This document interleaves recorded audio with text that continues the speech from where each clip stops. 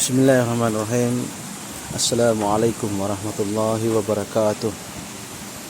Alhamdulillahil malikil khallaq, al-wali fala waliya min dunihi wala waq, al-ghani alladhi la taghidu khazainuhu ma'a kasratil anfaq, al-muhit ilmuhu bi jami'il khalaiq fi jami'il afaq.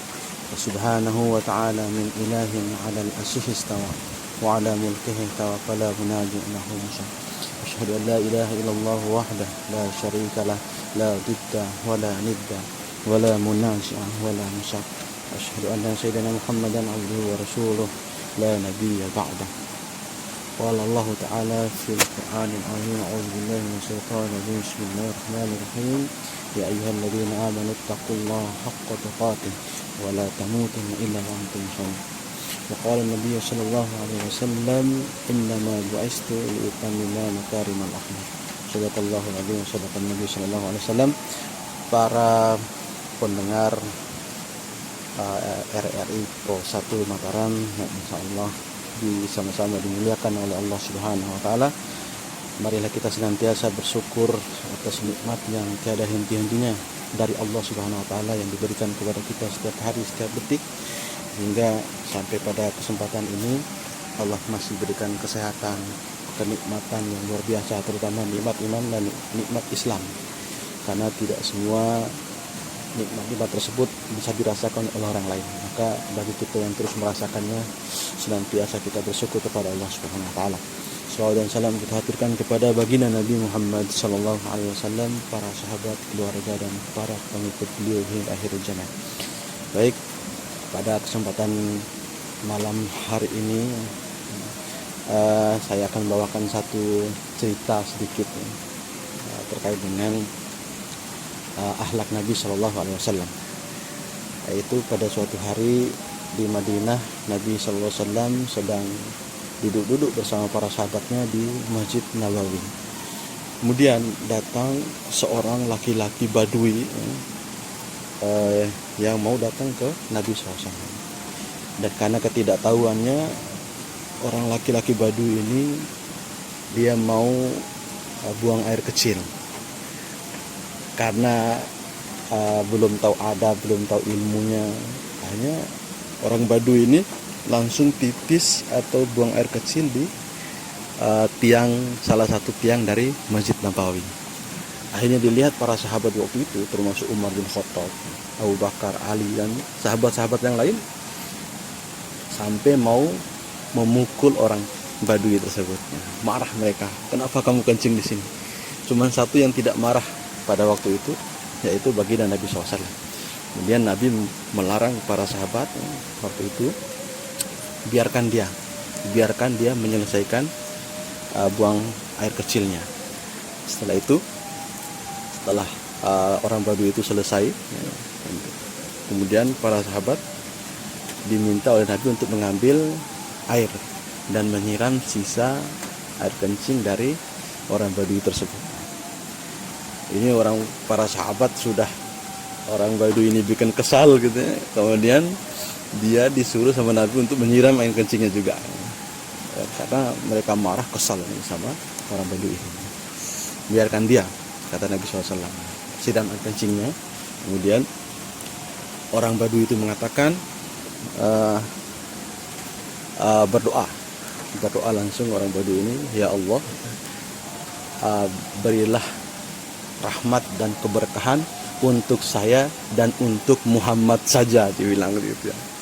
Tidak mendoakan yang lain. Kenapa engkau berdoa seperti itu? Kata Nabi SAW, pertanyaan Nabi kepadanya. Karena cuma engkau yang tidak marah terhadapku, sedangkan sahabatmu yang lain pada marah, bahkan pengen pukul saya. Makanya saya berdoa untuk saya dan dirimu saja, wahai Rasulullah. Ini salah satu akhlak Nabi SAW yang luar biasa ya. Untuk membedakan mana orang yang belum paham, mana orang yang sudah paham. Jadi ini akhlak yang mulia dari Nabi SAW. Kemudian pada suatu saat juga Nabi selalu lewat suatu rumah, itu rumah orang Yahudi perempuan, dan setiap Nabi lewat selalu diludahin perempuan tua ini. Setiap hari seperti itu. Suatu saat Nabi lewat lagi dan tidak ada dia yang meludah. Kemudian ditanya kepada tetangganya, mana ini yang biasa ibu-ibu di sini yang sudah tua mana dia? Oh, dia lagi sakit. Maka Nabi SAW langsung menjenguknya. Padahal orang tersebut selalu meludahinya tiap hari.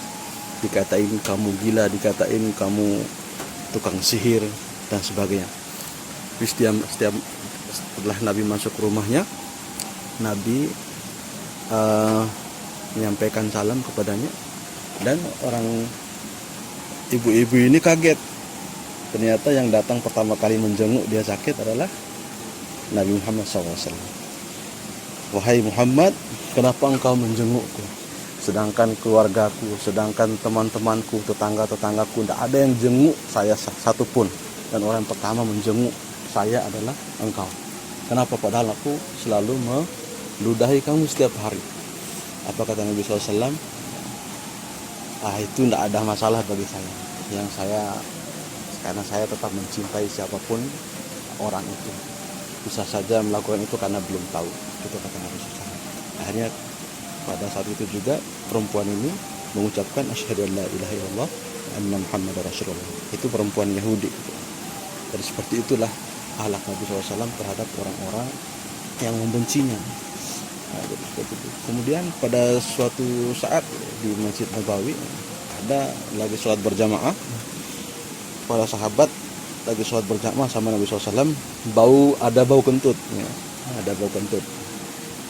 Kemudian akhlak Nabi di sana tidak mengatakan siapa yang kentut silakan wudhu, tidak. Nabi mengatakan siapa yang makan daging onta banyak sekali tadi silakan pergi wudhu. Akhirnya semua yang merasa makan daging onta pada bangun dan pergi berwudhu. Inilah cara Nabi biar untuk tidak langsung menyudutkan orang, para sahabatnya. Saking luar biasanya dia Nabi SAW ini menghargai para sahabatnya, bahkan musuhnya sekalipun. Seperti itulah akhlak Nabi, karena memang Nabi mengatakan innama bu'istu liutammima makarimal akhlak. Sungguhnya saya diutus ini untuk menyempurnakan akhlak. Jadi inilah tujuan dari inti dari diutusnya Nabi SAW. Dan Nabi mengatakan khairukum man khairu akhlaqu. Sebaik-baiknya kalian adalah yang paling baik akhlaknya. Jadi itulah kita senantiasa terhadap teman kita, pada keluarga kita, pada orang tua kita, pada tetangga, kemudian pada manusia seluruhnya. Bahkan saya suka sekali pernyataan dari salah seorang Habib, namanya Habib Ali Al-Jufri, seorang ulama dari Yaman, dan saya sangat suka sekali sama beliau. Beliau mengatakan uhibbu nasran, uhibbul yahud, uhibbul majus. Dia mengatakan saya mencintai orang-orang Nasrani, dan saya mencintai orang-orang Yahudi, dan saya mencintai orang-orang Majusi. Semua manusia saya cintai, karena mereka adalah sama-sama makhluk Tuhan, makhluk Allah Subhanahu wa Ta'ala, dan semuanya kita adalah sama-sama ciptaan Allah. Saya mencintai mereka karena mereka sebagai hamba ciptaan Allah sama manusia. Sedangkan mengenai kepercayaan mereka itu urusan mereka, dan mudah-mudahan kita tetap mendoakan mereka, mudah-mudahan mendapat hidayah dari Allah Subhanahu wa Ta'ala. Apalagi sesama muslim kita cinta. Innamal mu'minuna ikhwah. Bahkan dikatakan seperti itu dalam sungguhnya mukmin itu adalah bersaudara. Bahkan ikatan saudara itu lebih kuat. Ikhwah ini lebih kuat daripada ikatan saudara. Jadi saking pentingnya kita berakhlak mulia, dan kita terus menebarkan senyum kemanapun, tidak membeda-bedakan siapa. Semuanya adalah saudara kita sesama manusia. Masalah beda keyakinan, beda pendapat, beda apapun, kita semuanya di hadapan Allah silakan kita menunjukkan ketakwaan kita kepada Allah Subhanahu wa Ta'ala. Biarkan Allah yang menilai kita semua. Menilai beda ini itu dan sebagainya, dan sampai membuat kita saling bermusuhan, dan sampai kita membuat kita saling berperang, saling mencaci maki, saling menjatuhkan. Mari kita sama-sama membangun kehidupan dunia ini. Sama kalau dalam urusan dunia mari kita bersama-sama saling bahu membahu. Kalau dalam urusan akhirat silakan jalan masing-masing. Itu yang diajarkan oleh Nabi SAW. lakum dinukum waliyadin, dalam Al-Quran dikatakan seperti itu. Bagi kalian agama kalian, bagi kami agama kami, silakan saja. Sedangkan masalah kemanusiaan, masalah sosial, kemasyarakatan kita bisa bersama. Kalau seandainya ada yang sama, kenapa kita harus meributkan perbedaan? Nah, itulah inti dari ajaran agama kita ini, agar kita senantiasa berakhlak mulia. Sebagai Islam rahmatan lil alamin itu seperti itu. Jadi kita jangan sampai agar membawa agama untuk membunuh orang. Jangan sampai membawa Al-Quran, membawa hadis untuk saling mencaci. Jangan sampai seperti itu. Karena memang hidup kita ini, agama ini mengajarkan akhlak yang baik. Yaitu yang harus kita tanamkan dalam kehidupan kita sehari-hari. Tidak ada musuh dalam hati kita, tidak ada siapapun yang kita benci dalam diri kita. Semua kita adalah makhluk ciptaan Allah. Cuman kita diberi kesempatan oleh Allah SWT untuk jadi muslim, sedangkan yang lain masih dilahirkan dari rahim-rahim orang-orang non-muslim. Untung saja kita masih dilahirkan dalam keadaan muslim langsung gratis, tidak seperti yang lain, butuh hidayah, butuh doa dari kita semua, butuh perjuangan yang luar biasa untuk mendapatkan hidayah Islam ini. Maka kita senantiasa bersyukur kepada Allah SWT atas nikmat-nikmat yang luar biasa ini. Mungkin ini sebagai pengantar dari saya, Pak Khairuddin. Nanti kalau ada pertanyaan di luar tema juga silakan, mudah-mudahan saya bisa menjawab. Demikian, Assalamualaikum warahmatullahi wabarakatuh.